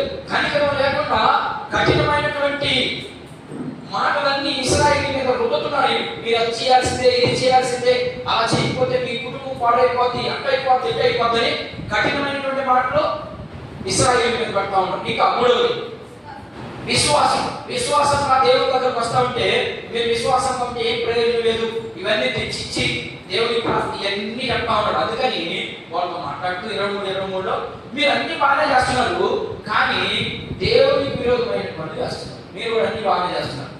అమ్మా నాయన మా సైడ్ మీరు అన్ని బాగా చేస్తున్నారా? ఇలాంటి విషయాలు ఏదైనా ఒక క్వాలిటీ తగ్గిపోలేదు. మీరు మనం అన్ని క్వాలిటీస్ తగ్గిపోయింది. ప్రతి క్వాలిటీ ఏం లేదు మనకి. యేసుక్రీస్తు ప్రభు వేషధారణ గురించి మనం కూడా అట్లాగే ఉన్నామని నేను అనుకుంటున్నాను. ఖచ్చితంగా నేనైతే అంటాను, మనం కూడా వేషధారణ భక్తి చేస్తున్నాము. ఒరిజినాలిటీ భక్తి లేదు మన దగ్గర. ఒరిజినాలిటీ భక్తి లేకపోతే దేవుడు సైలెంట్గా ఉంటాడు అంతే. మన కుటుంబంలో లేదా మన వ్యక్తిగత జీవితంలో ఒక్క కార్యం కూడా చేసేదానికి ఇష్టపడడు. ఒక మాట చెప్పేస్తాను, ఆయనకి మనం ఇష్టపడాలి అంటే ఖచ్చితంగా ఆయన చెప్పిన దాంట్లో కనీసం 70% అన్నా 100% మనం చేయలేము. కనీసం 70% అన్నా చేసేదానికి సిద్ధపడదు. మనం చేయగలిగినవి కొన్ని ఉంటాయి, అవి తీసుకుంటాం. చేయగలిగినవి ఖచ్చితంగా మనం చేయలేకపోతున్నాం అంటే దేవుడు మన ఇంటిని కానీ మన ఊళ్ళను కానీ మన ఆత్మను కానీ అభివృద్ధి చేయడు. అంతే, సింపుల్ మాట. ఇది వేషధారణ. ఇకపోతే వివాహాల విషయాల్లో దశభాగం అయిపోయింది, రెండవది కర్మ అయిపోయింది, ఇప్పుడు మూడవది వచ్చింది వివాహం ఎలా చేసుకోమని ఇశ్రాయేలీయులు చేసుకోవాలి. అర్థమైందా? వీళ్ళు అన్యులను చేసుకోకూడదు. అర్థమైందా? అన్యులు ఎందుకు చేసుకోకూడదు అంటే, ఇప్పుడు ఉదాహరణకి యేసుక్రీస్తు ప్రభువు నమ్ముకున్న వ్యక్తి ఒక వ్యక్తి ఉన్నాడనుకో, ఆ వ్యక్తికి అన్యుని తీసుకొచ్చి పెళ్లి చేసి, ఇప్పుడు ఉదాహరణకి నేనున్నాను అనుకున్నాను, నేను యేసు ప్రభుని, ఎందుకంటే నేను చెప్పడం పోతున్నాం బాగుందని నేను చెప్పుకుంటున్నాను. ఇప్పుడు నేను యేసుక్రీస్తు ప్రభువు నమ్ముకున్నా, మా తల్లిదండ్రులు కానించి అదే కంటిన్యూషన్ అవుతాము. ఇప్పుడు నేనేమనుకుంటున్నాను, లేకపోతే నా తల్లిదండ్రులు ఏమనుకుంటారంటే, మనము అన్నిలో నుంచి ఒక అమ్మాయి తీసుకొచ్చి చేస్తే ఆ అమ్మాయి కూడా క్రిస్టియన్ అయిపోతుంది కదా అనే ఆశతో మా అమ్మ మా నాయన ఏం చేస్తాడు, అక్కడి నుంచి తీసుకొచ్చి చేస్తాడు. కానీ ధర్మశాస్త్రం ఏం చెప్పింది? కుదరదు, అన్యుడిని చేయకూడదు అంతే. ఎందుకని? ఈ అన్యుడు వచ్చి సొలొమోను రాజు అక్కడి నుంచి పుట్టాడు. సొలొమోను రాజు ఎలాంటి వ్యక్తి? బైబిల్ గ్రంథంలో ఉన్నటువంటి అనేక మంది అనేకులలో ఆయనంటి జ్ఞానవంతుడు లేడు ఒక ఆయన. అలాంటి జ్ఞానం కలిగిన వ్యక్తి అన్యుల్ని పెళ్లి చేసుకొని విగ్రహాలను పూజించడానికి సిద్ధపడిపోయాడు. నీ బతుకు కూడా అలా అయిపోతుందని దేవుడు ముందుగానే ఎరిగి, ఇశ్రాయేలులారా మీరు దేవుని ప్రజలనే పెళ్లి చేసుకోవాలి, ఇంకొక ప్రజలు మీరు పెళ్లి చేసుకోకూడదు. చేసుకుంటే ఇదిగో వీడిని జ్ఞాపకం చేసుకోండి, దేవుని సొలొమోను జ్ఞాపకం చేసి. సొలొమోను ఏమైపోయాడు? అన్నింటిలోకి వెళ్ళిపోయాడు. అంత జ్ఞానవంతుడు, దేవునికి ఇష్టమైన వ్యక్తి. ఆయనే విగ్రహాల దగ్గరికి తీసుకెళ్ళిపోయారు. ఎవరు? వీళ్ళే తీసుకెళ్ళిపోయారు. అందుకని ఈరోజు దేవుడిని అంటే అన్యుల్లో ఉన్నప్పుడు దేవుని ఒక్కరిగా ఆరాధిస్తున్న వాళ్ళు నిలవరు. నేను చెప్పేది అర్థమవుతుందా? దీనికి చాలా పొంతలు ఉంది. అన్యులు ఉదాహరణకి అన్ని దగ్గరకు వస్తున్నాయి. అన్ని దేవతల్ని ఒకరికొకరు పూజిస్తుంటాడు. తెలుసు కదా, కొంతమంది ఒకరికొకరు అంటే ఆ రోజు పోవడం, దండాలు పెట్టడం, టెంకాయ కొట్టడం వచ్చేది. వీళ్ళంటి వాళ్ళంతా సింపుల్గా పడిపోతారు. వీళ్ళు ఎక్కువగా బాగా పూజ చేస్తున్నారనుకో, వీళ్ళు దేవుని దగ్గర కలిచారనుకో ఎక్కువ అర్థమవుతుందా? దేవుడిని ఎక్కడైనా కూడా ఎక్కువగా ఆరాధించి దేవుని బయట ఇక్కడ అన్ని అంటే వీళ్ళు ఇక్కడికి వస్తుందనే ఇక వీళ్ళు ప్రతి విషయంలో కూడా సరి చేసుకునే దానికి ముందుకు వెళ్తా ఉంటాడు. ఇక్కడే నువ్వు ఒక్కరొక్కరుగా ఉన్నావు, మరి ఎక్కడికి వచ్చి నిలబడతావు? ఎక్కడికి వచ్చి నిలబడి. అందుకని ఇశ్రాయేలు చెప్తున్న ముందుగానే ధర్మశాస్త్రంలో మీకు ఇచ్చిన పని చేయండి. ఇప్పుడు ఒక వ్యక్తి తప్పు చేశాడు. ఎవరా వ్యక్తి? చూడండి ఒకసారి, మీకు ఉద్యోగం ఉందా? పాత నిబంధనలో అలా చేశాడు, దేవుడికి విరోధమైన కార్యం చేశాడు. ఎవరు చేశాడు చెప్పండి ఒక మాట. మోషే చేశాడు కదా. మోషే పోయి వేరే అమ్మాయిని పెళ్లి చేసి కూర్చుని వాళ్ళ అక్క అప్పుడు అడిగేసింది. వాళ్ళ అక్క ఏమని అడిగిందంటే, ఒరే ధర్మశాస్త్రాన్ని తెచ్చింది నువ్వే, దేవుడు మాట్లాడేది నీతోనే, నువ్వు పోయి కూషు దేశస్తురాన్ని ఎందుకు పెళ్లి చేసుకున్నావు, చేయకూడదు కదా, వాడు విరోధులు కదా దేవుడికి అని మోషేని అడిగినప్పుడు మోషే కొంచెం ఆలోచన చేశాడు. ఆలోచన చేస్తూనే దేవుడే కదా పంపించింది ఆయన పెళ్లి చేసుకోమని. ఆ తర్వాత దేవుడిని ఎప్పుడైతే మోషే మీద తిరుగుబాటు చేసిందో, వాడిని అవాయిడ్ చేసింది కానీ కదా. మోషే వాళ్ళ అక్క, ఎవరి అక్క? మిరియాము అహరోను ఇంకా కానీ లేదా, నువ్వు కూర్చు తీసుకున్నాడు పెళ్లి చేసుకుంటున్నావు, దేవుడిని అలంకారం చేసుకుంటున్నావు, బయటనే ఉన్నాడు. బయట ఉన్నట్టు దేవుడి పాపం వచ్చింది. అనిపించింది నాకంటే కదా, నాకంటే తప్పు చేస్తే నేను శిక్షిస్తాను, మీరు శిక్షించడానికి అని చెప్పి ఆమెకి కుష్ఠరోగం వచ్చేసింది. మీరు అలా చేయకండి పంపేసి. అర్థమైందా? రెండవ మాట, వివాహాలు ఏం చేశారు వీళ్ళు? ఎప్పుడు ఈ వివాహాల్లో ఇంకొక భాగం ఉంది, విడాకులు నాటికి మొదలు పెట్టారు. మళ్ళా విడాకులు ఎప్పుడు ఇవ్వని చెప్పింది ధర్మశాస్త్రం, ఎప్పుడు ఇవ్వని చెప్పిందా? ద్వితీయోపదేశకాండం చూద్దాం, కొన్ని మాటలు చూద్దాం. నేను చెప్పేది అర్థమవుతుందా? ధర్మశాస్త్రంలో ఇచ్చినటువంటి ఆజ్ఞలు ఇవన్నీ ఇప్పుడు మలాకీ గ్రంథ వివరణలో మేమున్నాయి. ఇంకా మలాకీ గ్రంథంలో ఉన్నటువంటి ప్రజలు ఈ విషయాల్లో తప్పిపోయినారు. ధర్మశాస్త్రంలో చెప్పబడిన ప్రతి మాటని తప్పుపెట్టుకున్నారు. ఆ తప్పిపోయిన విషయాల్లో కొన్ని విషయాలు మీకు చూపిస్తా ఉన్నాను. ద్వితీయోపదేశకాండం 24వ అధ్యాయం చూడండి, 1 నుంచి చదవండి. ఒకడు స్త్రీని అంటే పెళ్లి చేసుకొని అని అర్థం. ఆమెని పెళ్లి చేసుకున్న తర్వాత ఆమె ఎందు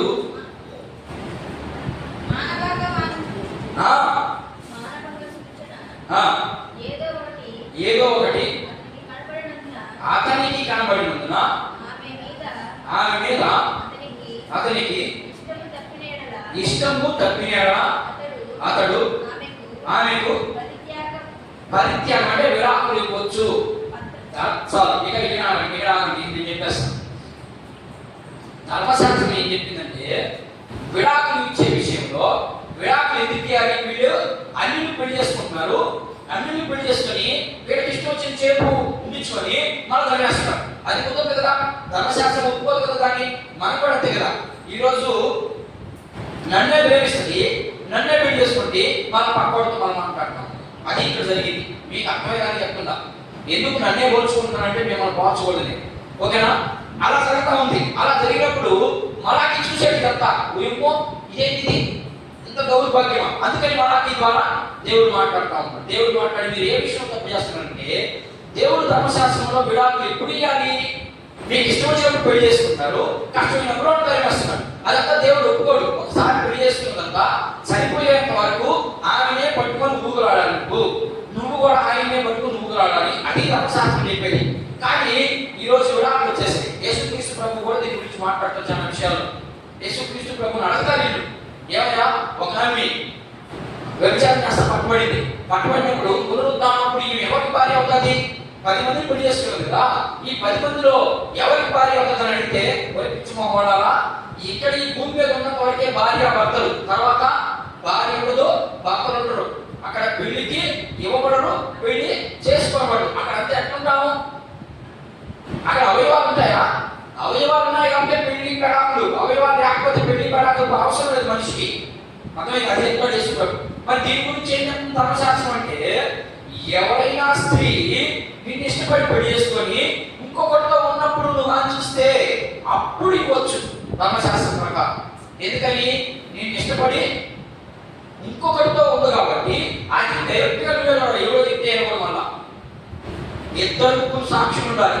అది నేను అర్థ సంబంధం చెప్పకూడదు, నీ తోబుట్టుడు చెప్పకూడదు, నీకు తెలియనటువంటి వారు, నీకు నీ కుటుంబానికి సంబంధం లేనటువంటి వారు ఎవరైనా ముగ్గురు చెప్పాలి, లేదా ఇద్దరు చెప్పాలి. వీళ్ళు చెప్తేనే నువ్వు వినాలి. నీ బంధువు లేదా నీ కుమార్తె లేకపోతే నీ అక్కో మీ చెల్లు ఎవరో చూసి చిన్న ఎవరో చూసి చెప్తే కుదరదు. నువ్వు చూడాలి మొదటిగా. రెండవదిగా నువ్వు చూడని పక్షంలో నీకు తెలియనటువంటి ఒక పరిచయం లేనటువంటి వ్యక్తులు చూసి అప్పుడు నీకు వచ్చి చెప్తే, ఇదిగో నీ భార్య ప్రాణులతో అక్కడ జరుగుతుందని చెప్తే అప్పుడు ఒక సాక్ష్యం నమ్మకూడదు. ఒక 2-3 సాక్ష్యాలు విని ఆ తర్వాతనే నువ్వు వాళ్ళకి విడాకులు ఇవ్వాలి. ఇది ధర్మశాస్త్రం చెప్పింది. అదే కదా చెప్పింది. ఇంకా చదువు, ఇంకా చదువు, చదవాలి. 24 ఆమె 24:1 ఆమె అతని ఇంటి నుండి వెళ్ళిన తరువాత ఆమె వేరొక పురుషుడిని పెళ్లి చేసుకోవచ్చు. అర్థమైందా?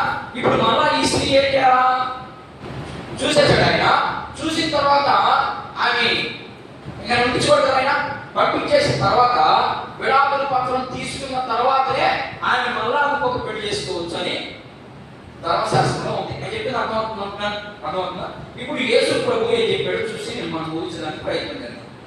యేసు ప్రభు ఒక మాట ఉన్నాడు. 5వ అధ్యాయం 31 వచ్చింది. మత్తయి సువార్త 5:31. ఇదే మాట అడగలేదు, సేమ్ ఇదే మాట తీసుకొచ్చి అక్కడ చెప్పాడు. మత్తయి సువార్త 5వ అధ్యాయం 31 వచ్చింది చూడండి. తన భార్యను విడనాడు వాడు ఆమెకు పరిత్యాగ పత్రిక ఇవ్వవలని సెలవు కదా. నేను మీతో చెప్పేది ఏమనగా వ్యభిచార కార్యమును బట్టి కాగా తన భార్యను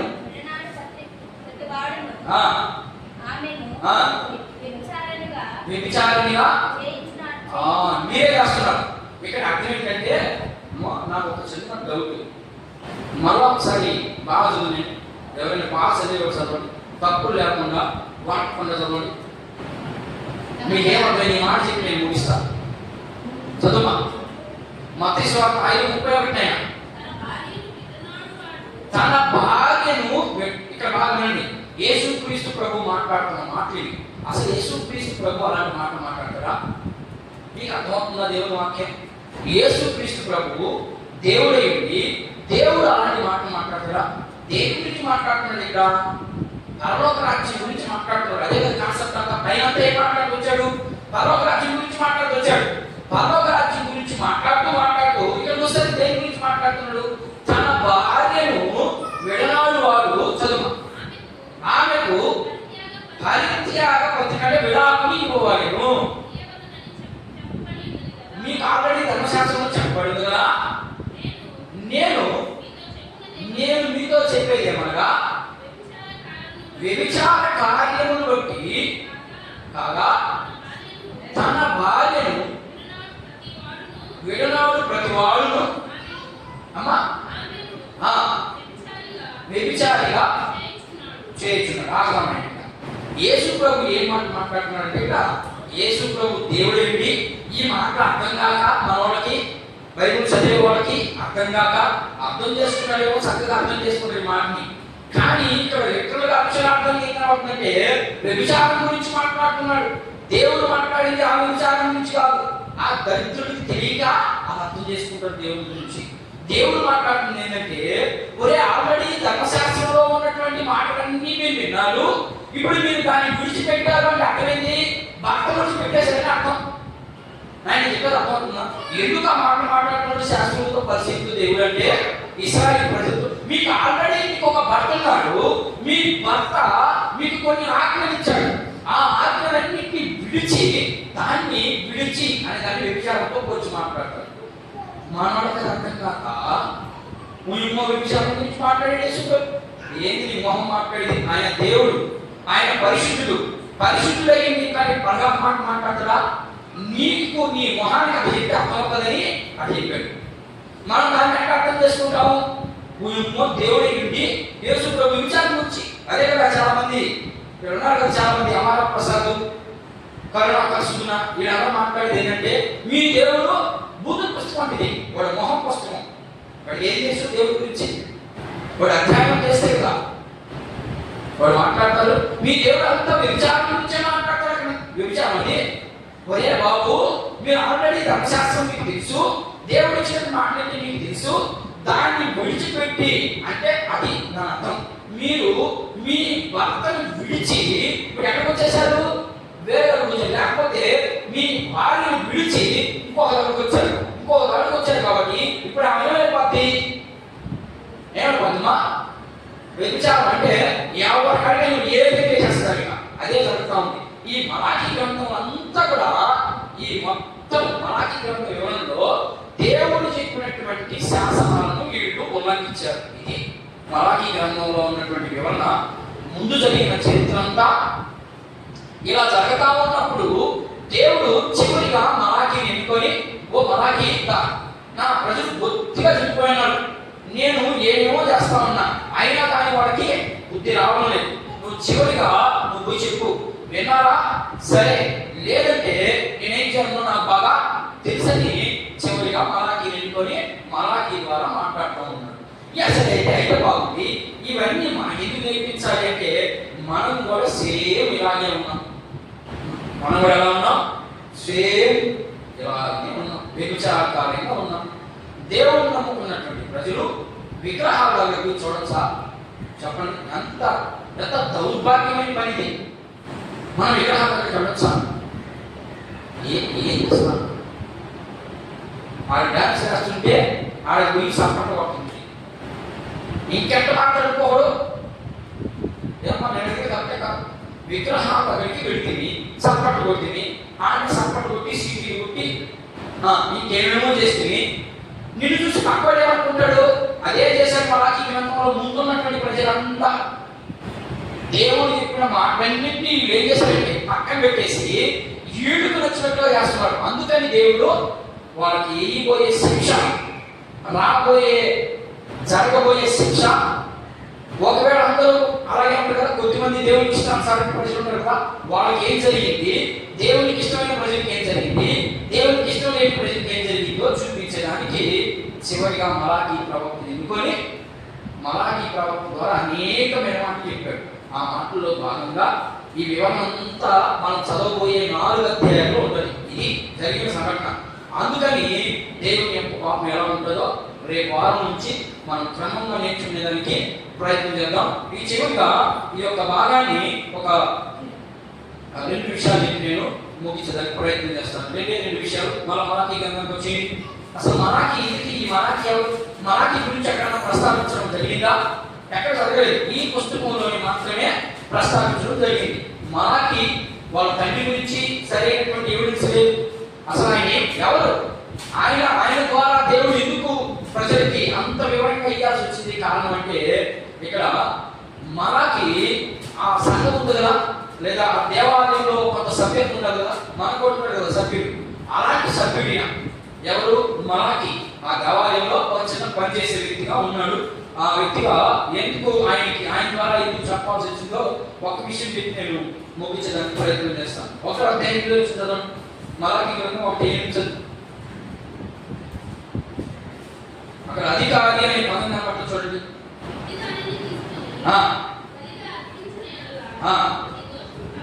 అది ఏం చెప్పాడు? మీరు గుడిదాన్ని తీసుకొచ్చి బలిగా అర్పిస్తే అది దోషం ఉందా అంటే దాన్ని మనం ఏం అర్థం చేసుకోవాలా?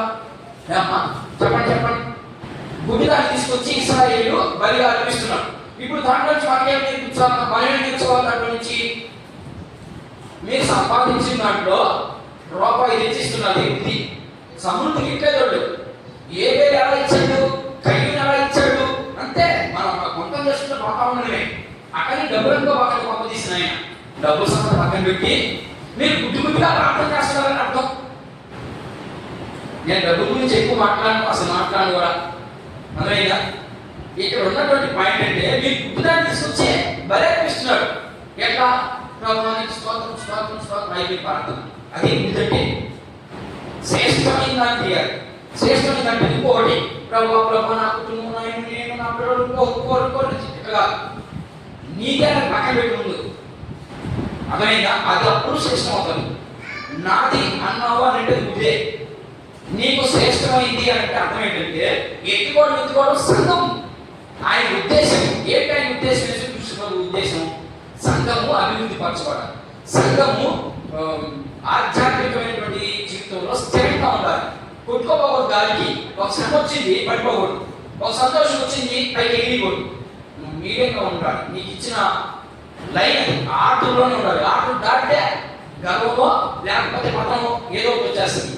నువ్వు ఆటలో ఉన్నప్పుడు గర్వం రాదు, పతనం కూడా రాదు. పతనం వస్తే చెప్పాడు, గర్వం వచ్చేటప్పుడు కూడా చెప్పాడు. ఈ ఆటలో ఉన్నప్పుడు ఈ ఆట లేకపోతే ఖచ్చితంగా పడిపోతాం. అధికారి అనే మాట కనబడతాం, చూడండి సార్, చూడండి.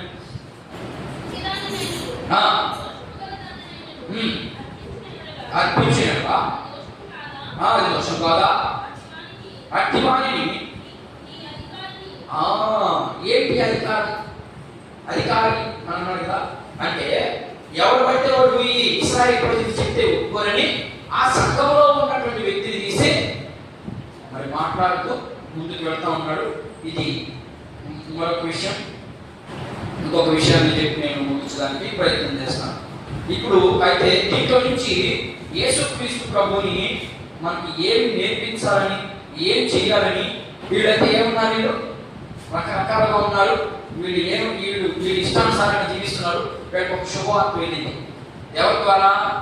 బాప్టిస్ట్ యోహాను ద్వారా ఒక శుభవార్త వెళ్ళింది ఇశ్రాయేలుకి. ఇదిగో దేవుని గొర్రెపిల్ల అని మలాకి ద్వారా చెప్పడం జరిగింది. మలాకి ద్వారా చెప్పడం జరిగింది. మాట చదివేసి నేను ముగించడానికి ప్రయత్నం చేస్తాను.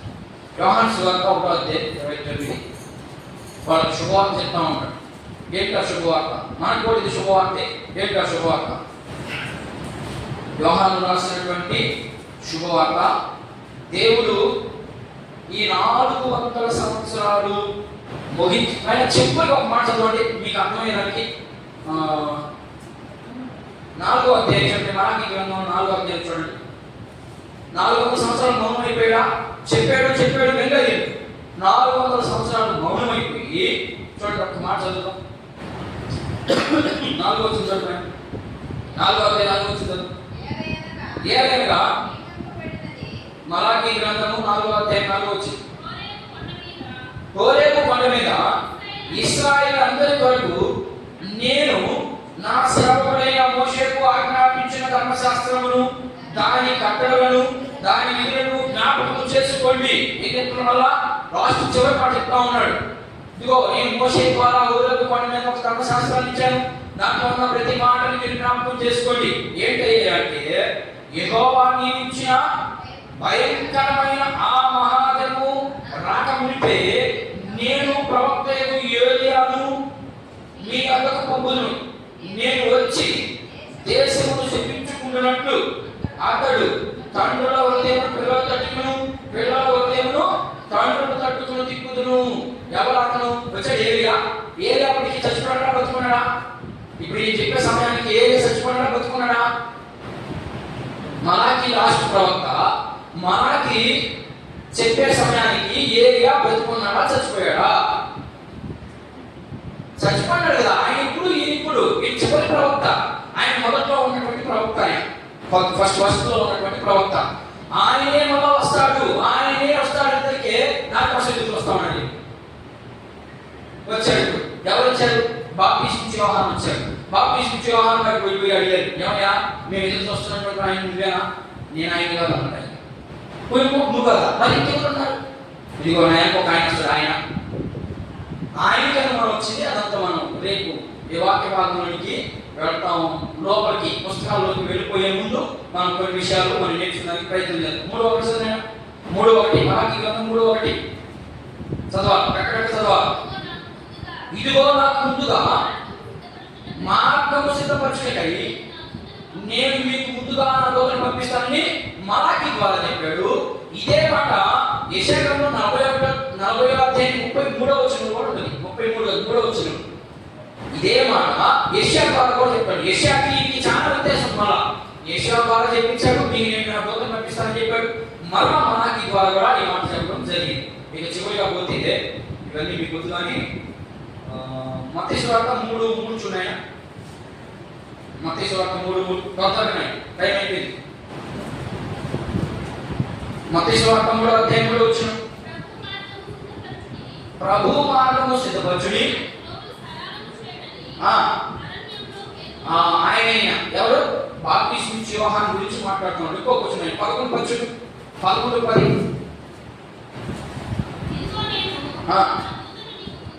11వ అధ్యాయం కూడా చెప్తున్నాడు. ఇదిగో నాకు ముందుగా నేను దూతను పంపిస్తానని చెప్పాడు. నేను 14 వచనం అదే పుస్తకం మత్తయి సువార్త 10:14. ఆ సమయంలో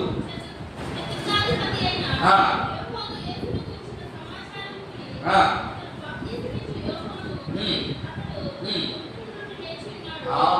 బాప్టిజం ఏమని చేశాడా? ఇప్పుడు వచ్చాడు ఈయన. ఎవరు? ఈ మలాకీ గ్రంథంలో ఉన్నటువంటి చివరి మాటను బట్టి వీళ్ళు ఏమనుకుంటారంటే, ఇదిగో మృతుల్లో నుంచి మళ్ళా బాప్టిజం యోహాను సంచలనం చేశారు కదా, కొద్దిగా కోసేశారు. కోసేసిన తర్వాత పళ్ళిలో పెట్టుకొని ఇచ్చేసారు. ఇచ్చేసిన తర్వాత ఆయన కూర్చుంటే చచ్చిపోయి చచ్చిపోయిన తర్వాత అదంతా ఎక్కడ జరిగింది? 11వ అధ్యాయం జరిగిపోయింది. 11వ అధ్యాయం జరిగిపోయిన తర్వాత 11వ అధ్యాయం 14 వచ్చిన వాడికి వచ్చేసరికి ఆయన చచ్చిపోవడం జరిగింది, మళ్ళా తిరిగి రావడం కూడా జరిగింది. చూడండి ఎంత గ్యాప్ ఉందో, వచ్చినానికి ఎంత సమయం ఉందో చూడండి. ఆయన అర్థమవుతుందా? 11వ అధ్యాయం ఏమో చచ్చిపోతాడు యోహాన్, బాప్టిజం నుంచి యోహాన్ మొదటి ప్రారంభ వచనాల్లో చచ్చిపోతాడు. చచ్చిపోయినటువంటి వ్యక్తి మళ్ళీ 14వ అధ్యాయంలోకి వచ్చేసరికి చతుర్థాధిపతి అయినటువంటి అక్కడ ఉన్నటువంటి అధికారి ఏమంటాడంటే, ఇతడు బాప్టిజం నుంచి యోహాను మళ్ళా మృతుల్లో నుంచి లేచాడు. 14వ వచనం కాడికి వచ్చేసరికి అప్పుడు ఎంత సమయం జరిగిపోతుంది మధ్యలో? గమనిస్తున్నారు ఇట్లాంటి అది గమనించాలి. వాక్యం జరిగేటప్పుడు మనం 11వ అధ్యాయంలో చచ్చిపోయింది, 1వ వచనం నుంచి 4వ వచనం కానీ చచ్చిపోతాడు, 8 వచనం కానీ చచ్చిపోతాడు. 8 తర్వాత 9, 10, 11 11వ వచనంకి వచ్చేసరికి ఏం కనపడుతుంది? మళ్ళీ తిరిగి లేచాడు చెప్తున్నాడు ఆయన. అంటే ఈ కాలం ఉంటుంది వచ్చడానికి ఎన్ని సంవత్సరాలు జ్ఞాపకం ఉండదు. మనం ఎన్ని అర్థం చేసుకుంటూ మధ్యలో పెట్టుకుంటూ మనం చదువుకుంటాడు. అప్పుడు అర్థం పై 10వ వచనం ఏమో చచ్చిపోయాడైనా, 11వ వచనం వచ్చేసరికి లేచాడైనా, అప్పుడే చచ్చిపోయి అప్పుడే లేచాడా? అర్థం చేసుకోవాలి. మనం వాక్యం చదివేటప్పుడు ఏం మాట్లాడుతుంది? ఇక్కడ పుట్టినదాని గురించి మాట్లాడుతుంది. ఎలా చచ్చిపోయాడు ఆయన? చచ్చిపోయిన తర్వాత వెంటనే ఎలా వేసాడు? 14వ వచనంలో ఇట్లా చదవాలి మన వాక్యాన్ని. అదంతా రాయడానికి, అందుకని యోహాను ఏమంటాడంటే, ఇదంతా రాయడానికి ఈ ప్రపంచమే సరిపోదంట. యేసు ప్రభు జరిగింది ఉన్నట్టు చెప్పడానికి ఈ ప్రపంచమే సరిపోదంట. ఆ పుస్తకం రాయాలంట. అందుకని మనం అన్ని అర్థం చేసుకోవడానికి షార్ట్ కట్లో రాసేయాలి. అందుకని మనం బైబిల్ని ధ్యానం చేయాలి, నేర్చుకోవాలి, కొన్ని పుస్తకాలు తెచ్చుకొని చదువుకోవాలి. ఒక్కొక్క అనుభవాన్ని చదివితే మనకు అప్పుడు అర్థమవుతుంది యేసు ప్రభు గురించి. ఏమీ కాకుండా నేను ఇంటి బైబిల్ చదువుతాను, చదువుకో, మంచిదే. ఇంకా అర్థం చేసుకోవాలి. అర్థం చేసుకోకపోతే వాళ్ళ అయిపోతారు. మీరు ఇంకా ఇంకొక మాట చూద్దాం. మార్క్స్ వార్త 3:1 కూర్చున్నాడు. త్వరగా 2 మాటలు ఉన్నాయి. మార్క్స్ వార్త 1:3 ప్రభు అది కూడా మార్కు ద్వారా చెప్పించాడు. ఎంతమంది చేత చెప్పించాడు? యెషయా ద్వారా చెప్పించాడు, మలాకీ ద్వారా చెప్పించాడు, మీకా ద్వారా చెప్పించాడు. ఏమని? మీకు ఒక ఆయన వస్తాడు భూమి మీదకి, ప్రభుత్వం వస్తుంది అని అంతమంది చేత చెప్పించుకొచ్చిన వాడు వీళ్ళకి అర్థం కాదు. మనకు కూడా అర్థం కాదు. ఇప్పుడు కూడా ప్రభు వస్తాడంటే ఎవరికి అసలు అనుమానం ఉంది జనాలకి. ఏడుకున్నట్లు నాకు కూడా అనుమానంగా ఉంది. ఇక్కడ చూడండి 9వ వచనం, అదే 1వ అధ్యాయం మార్క్స్ వార్త 9వ అధ్యాయం 10వ వచనం. 9వ అధ్యాయం 10, 11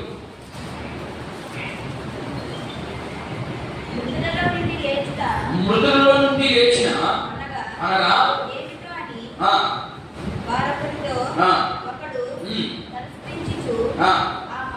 ఆ మాట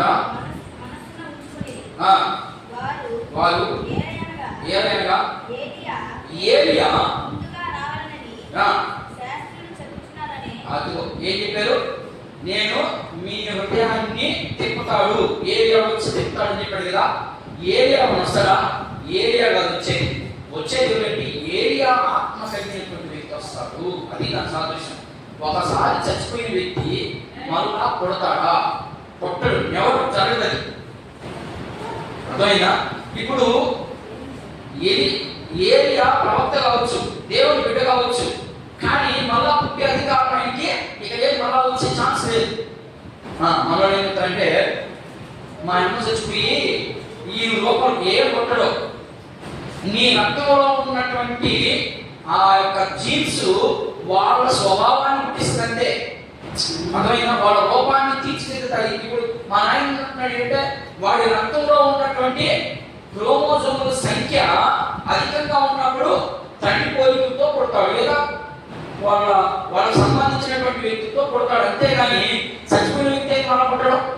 ఆయనకి ఒక ఆయన నాకు చెప్తున్న ఒక ఆమె పేరు ఎందుకు చచ్చిపోయాడు. వాళ్ళ ఆయన ఏదో కాలం తీరి చచ్చిపోయాడు.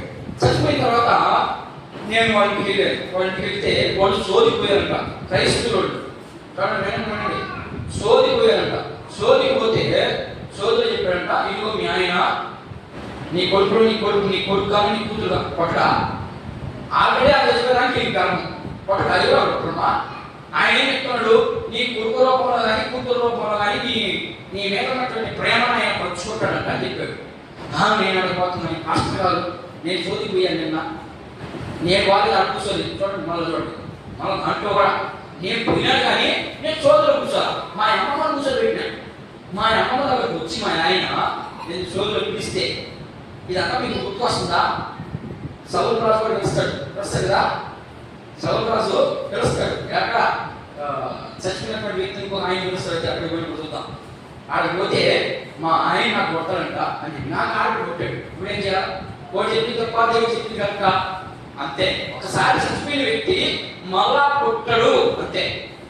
ఇప్పుడు అలాగే ఏరియా చాలా పెద్ద ప్రవక్త ఆయన, దేవుడిని రాత్రి దిగు చేసినమాట అంతే. అంత పవర్ఫుల్ కలిగిన వ్యక్తి ఆయన తిరిగి మళ్ళా జయించకూడదా? అంత మంచి వ్యక్తి. ఒక్కసారి మరణం, ఇక మరణం అయిపోయిన తర్వాత మరలా జన్మ అనేది ఈ భూభాగంలో జరగదు. అర్థమవుతుందా? యేసు క్రీస్తు ప్రభు వస్తాడు, అప్పుడు జరగదు. అదే కదా పునరుద్ధానం మధ్యలో అప్పుడు జరగదు. ఈ లోపల మళ్ళా మనిషిగా వచ్చి మళ్ళా పెళ్లి చేసుకొని మళ్ళా ఏం ఉండదు. ఒక్కసారి అయితే ఆ జీవితాన్ని నువ్వు కాపాడుకోవాలి జాగ్రత్తగా. ఆ జీవితాన్ని నీకు ఇష్టం వచ్చినట్టుగా జీవించావు అంటే నీకు ఏముండదు, పునరుద్ధానంలో ఉండదు. అర్థమవుతుందా? పునరుద్ధానంలో నువ్వు ఉండాలంటే నీ జీవితాన్ని నువ్వు జాగ్రత్తగా కాపాడుకోవాలి. నువ్వు జాగ్రత్తగా కాపాడుకున్నప్పుడు మాత్రమే పునరుద్ధానంలో ఉంటావు. లేకపోతే నువ్వు దేవుని ఎరిగి నీ ఇష్టానుసారంగా నువ్వు జీవిస్తూ ఉంటే నీకు అనిపిస్తుంది పునరుద్ధానం. దాని గురించి మాట్లాడుతున్నారు. మీకు ఇష్టం వచ్చినట్టుగా చేస్తున్నారు ఆరాధనలు, మీకు ఇష్టం వచ్చినట్టుగా అర్పిస్తున్నారు బరులు, మీకు ఇష్టం వచ్చినట్టుగా దర్శనం ఇస్తున్నారు. ఏమంత బాధ ఈ బాగండి మిమ్మల్ని అడిగిన నీవు అని హెచ్చరికతో కొన్ని మాటలు చూపిస్తూ ఇదిగో అయితే ఇన్ని చెప్పినా కూడా మీరు మార్పు కానీ చెందారంటే ఇదిగో నాకు ముందు ఒక దోత వస్తుంది, ఆ దోత చెప్పినట్టు వినండి. అప్పుడు మీకు ఏమొస్తుంది? రక్షణ వస్తుంది, మారు మనసు వస్తుంది. రక్షణ మారు మనసు రెండు వచ్చినప్పుడు ఖచ్చితంగా మీరు ఎక్కడికి వెళ్తారు? దేవుని దగ్గరికి వెళ్తారు, దేవునికి ఇష్టంగా ఉంటారని దేవుని వాక్యము మలాఖీ ద్వారా అనేక మంది ప్రజలకు తెలియపరుస్తూ ఈ మాటని ముగిస్తూ ఉన్నాడు ఆయన. ఓకేనా? అర్థమైందా? అందరూ కళ్ళు మూసుకుంటే మన జీవితం ఎలా ఉంది?